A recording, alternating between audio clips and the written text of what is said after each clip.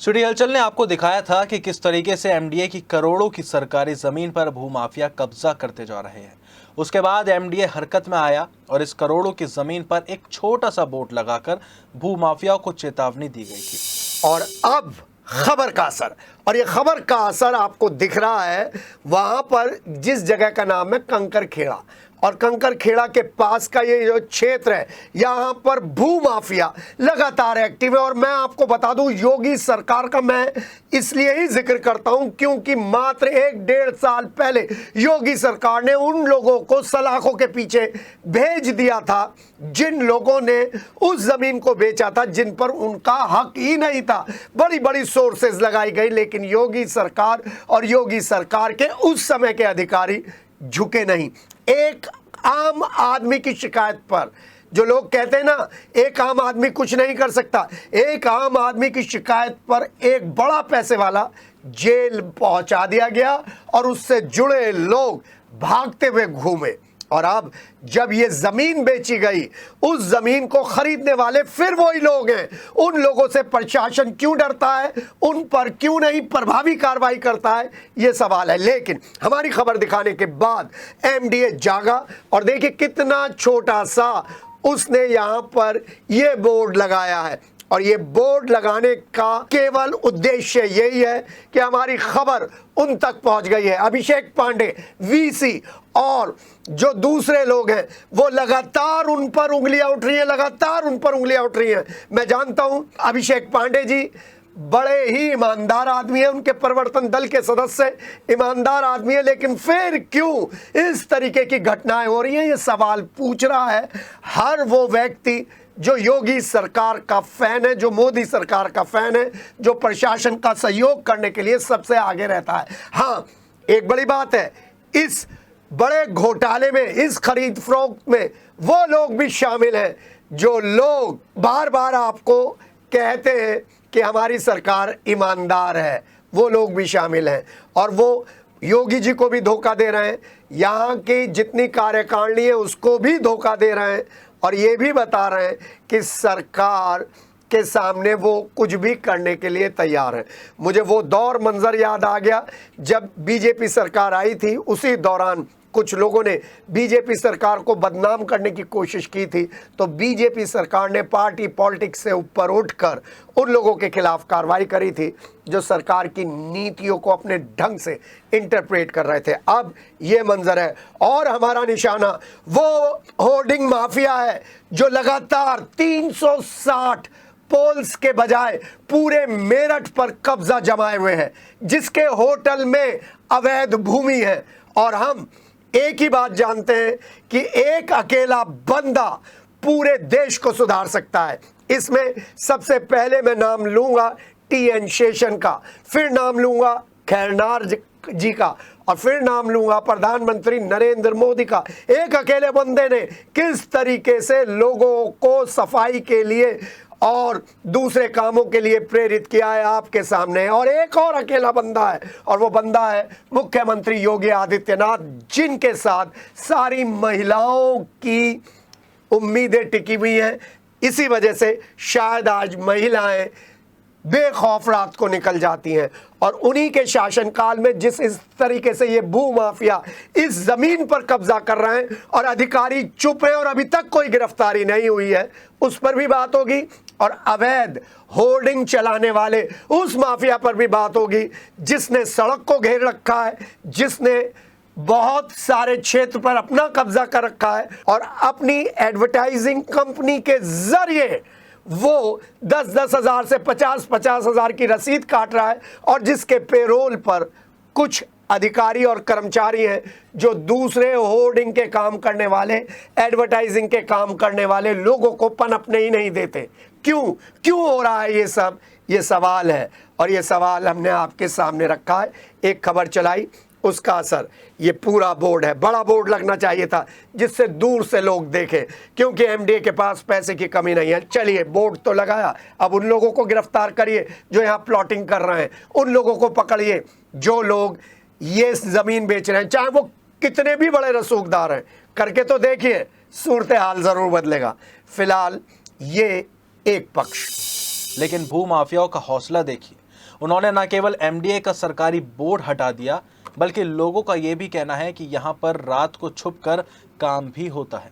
वहाँ पर पड़ी रेत और रोड़ी इस बात की गवाही दे रहे हैं। खबर का असर दिखाया था। एमडीए जाग गया था और एमडीए ने बोर्ड लगाया था, और जब एमडीए ने बोर्ड लगा दिया तो इसका मतलब तो ये है कि हमारी खबर की पुष्टि हो गई, सिटी हलचल की खबर की पुष्टि हो गई। लेकिन ईद का दिन था, रात का मौका था, तो जहाँ पर ये बोर्ड लगाया गया तो मात्र 12 से 24 घंटे के बीच में ये बोर्ड उखाड़ दिया गया। और आप देख लीजिए, जिन लोगों ने ये बोर्ड उखाड़ा है वो कितने दिमागदार होंगे, कितने रसूखदार होंगे, और कौन उनको गाइड कर रहा होगा, इस बारे में हमें बताने की ज़रूरत नहीं है।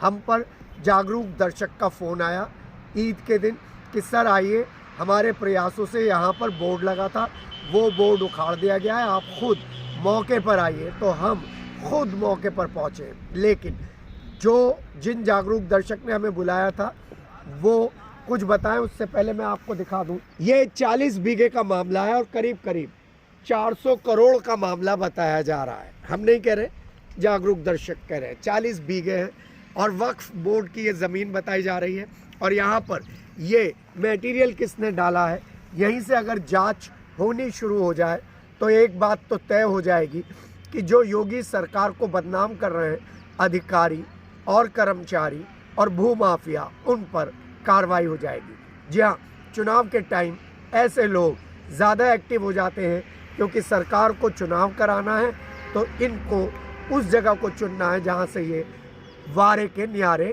कर डालें। वहीं भाजपा के एक नेता ने बताया कि किस तरीके से यहाँ पर एमडीए का बोर्ड उखाड़ दिया गया।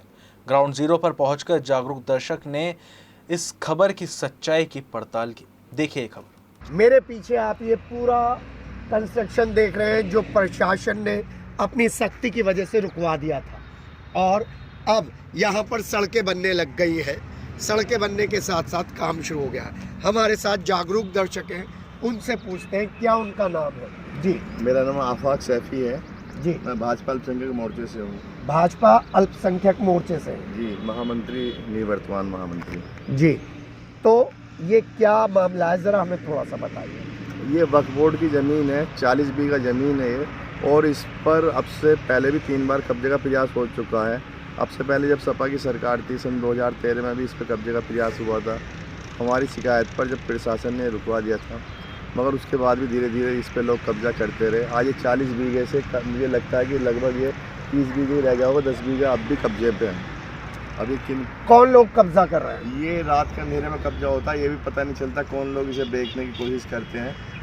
और दिन में ये अब भी कंस्ट्रक्शन का जो काम है सब नाइट में ही हुआ है। हमने बहुत कोशिश की कि उसे देखें दिन में कौन आता है, मगर दिन में यहाँ कोई नहीं आता। हमने बहुत बार उसकी पहरेदारी की है। कितने कीमत की ज़मीन होगी है? लगभग 400 करोड़ का मामला है, क्योंकि हाईवे से सटे हाईवे पर ही है ज़मीन, और यहाँ 1-1 करोड़ की एक दुकान इससे आगे बिक रही है, तो बाजारू कीमत इसकी 400 करोड़ लगभग है।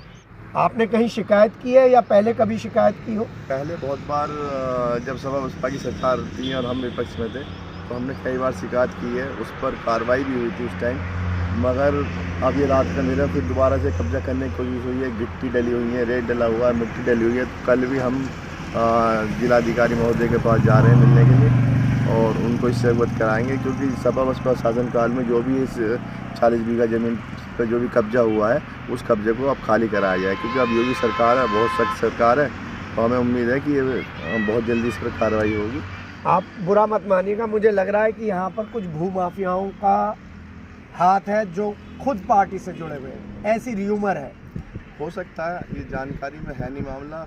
चाहे वो सत्ता पक्ष हो या विपक्ष हो, जो गलत करेगा सजा भुगतनी पड़ेगी। जी हाँ, मात्र 12 से 24 घंटे के अंदर ये बोर्ड उखाड़ दिया गया है, और जब बोर्ड उखाड़ दिया गया है तो आप सोच लीजिए कि किस तरीके से यहाँ पर एक्टिव है भूमाफिया। कितनी हिम्मत है कि योगी सरकार में एमडीए का बोर्ड इन लोगों ने उखाड़ दिया। हाँ, जब मैं आ रहा था एमडीए वीसी साहब, आपकी ईमानदारी के चर्चे हैं, हम भी कायल हैं, तो कम से कम 6 कॉम्प्लेक्स हमें ऐसे मिले जिन पर सील भी लगी हुई है और काम भी चल रहा है। प्रणाम है आपकी ईमानदारी को, आपके लोगों को। हाँ, एक है एएम जो भूमाफिया है। AM से आप कुछ भी लगा लीजिए, और एक है MS जो है MDA में। MS नाम चर्चित है, सब पहचान लेंगे क्योंकि उनके चर्चे दिल्ली और नोएडा तक है। उन्हीं के संरक्षण में ये जगह आती है, और MDA के संरक्षण में जब ये जगह आ रही है तो MDA के उपाध्यक्ष अभिषेक पांडे साहब, आपकी जिम्मेदारी है कि ऐसे लोगों को चिन्हित करें और योगी सरकार की जो नीतियों को पलीता लगा रहे हैं उन पर कार्रवाई करें। अपने सहयोगी मार्टिन के साथ के ग्राउंड जीरो से।